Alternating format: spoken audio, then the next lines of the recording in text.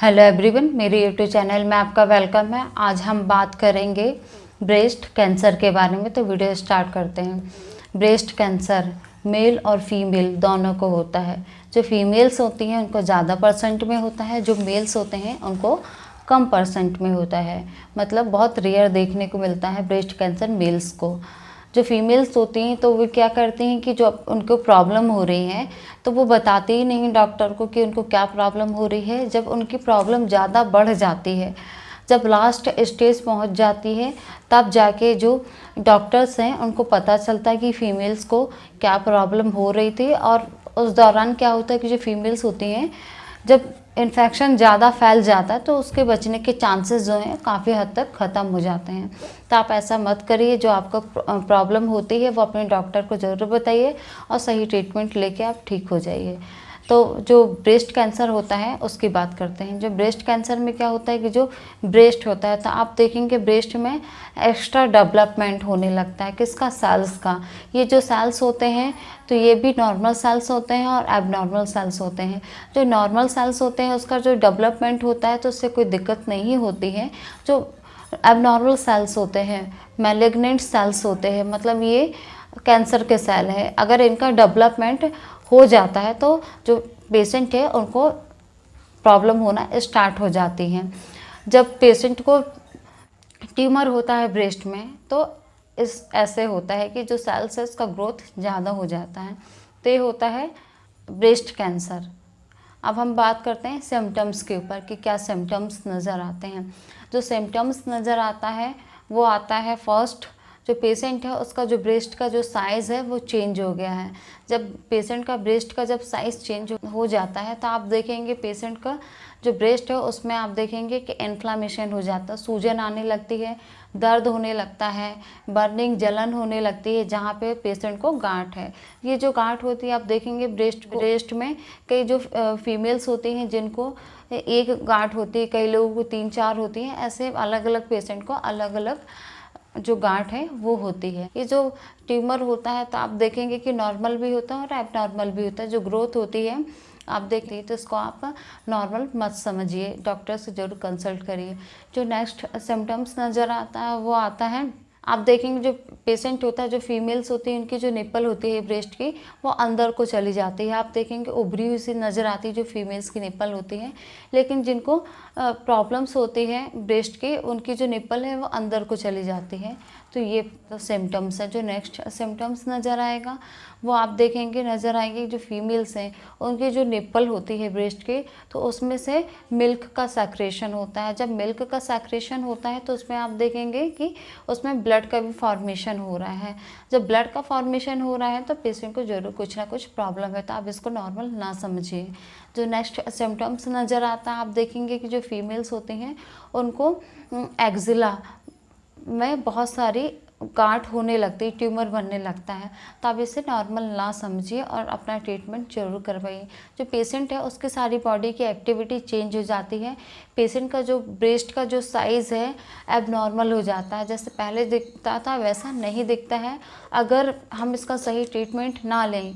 Breast का जो cancer है वो ज़्यादा स्टेज पहुंच जाए, फर्स्ट स्टेज जो होता है उसको हम क्योर कर सकते हैं, जो सेकंड होता है उसको भी क्योर कर सकते हैं, जो थर्ड स्टेज होता है उसको भी क्योर कर सकते हैं। लेकिन जो फोर्थ स्टेज होता है उसमें क्या होता है कि जो ब्रेस्ट कैंसर के जो सेल्स होते हैं तो वो हमारे लीवर में, ब्रेन में, हार्ट में, है ना, हमारी किडनी में, इस तरह से हमारी पूरी बॉडी में डेवलप होने लगते हैं धीरे धीरे करके। और जिससे क्या होता है कि जो पेशेंट है उसकी जो स्थिति है वो बहुत ख़राब हो जाती है और पेशेंट जो है लास्ट में उसकी मृत्यु हो जाती है।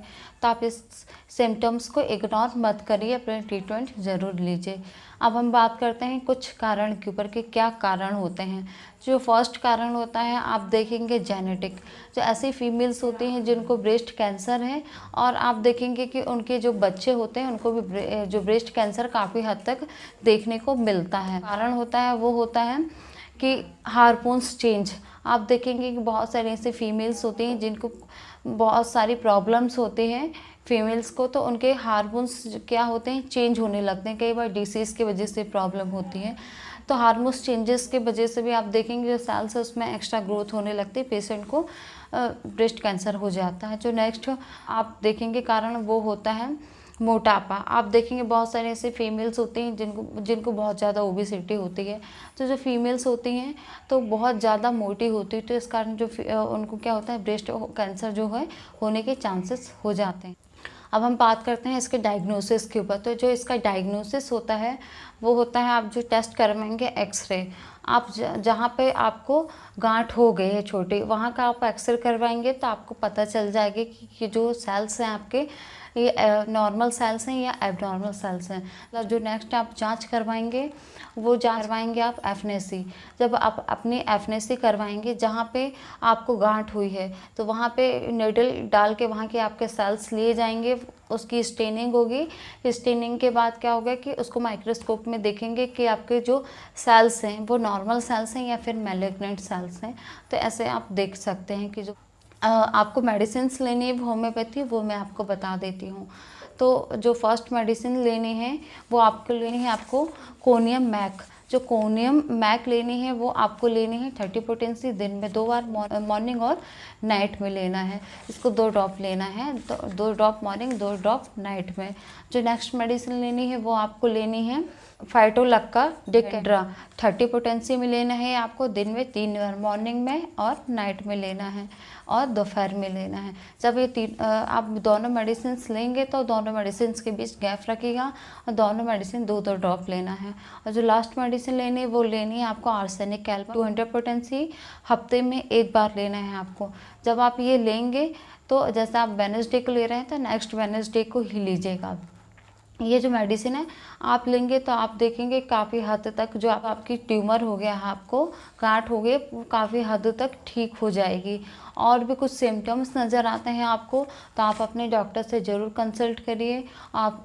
और क्योंकि जो आपका ट्रीटमेंट होगा वो आपकी हिस्ट्री लेके होगा कि आपको कब से आपकी गांठ जो आपको गांठ हो गई है ब्रेस्ट में वो कब से हो गई है और कब से हुई और क्या क्या सिम्टम्स नज़र आ रहे हैं।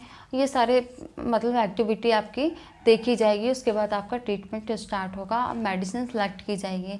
ये जो मैंने आपको मेडिसिन बताई हूँ ये भी मेडिसिन आपको बहुत अच्छा वर्क करेगी। जो आपके ट्यूमर हो गया है ब्रेस्ट में पूरी तरह से ठीक हो जाएगा और आप एकदम नॉर्मल हो जाएंगे। तो आशा करती हूँ अगर आपको मेरी वीडियो अच्छा लगा हो तो आप इसे लाइक ज़रूर कीजिएगा, सब्सक्राइब जरूर कीजिएगा, साथ में बेल आइकन जरूर प्रेस करिएगा ताकि मेरी वीडियो की आने वाली नोटिफिकेशन आपको मिल सके। वीडियो देखने के लिए धन्यवाद।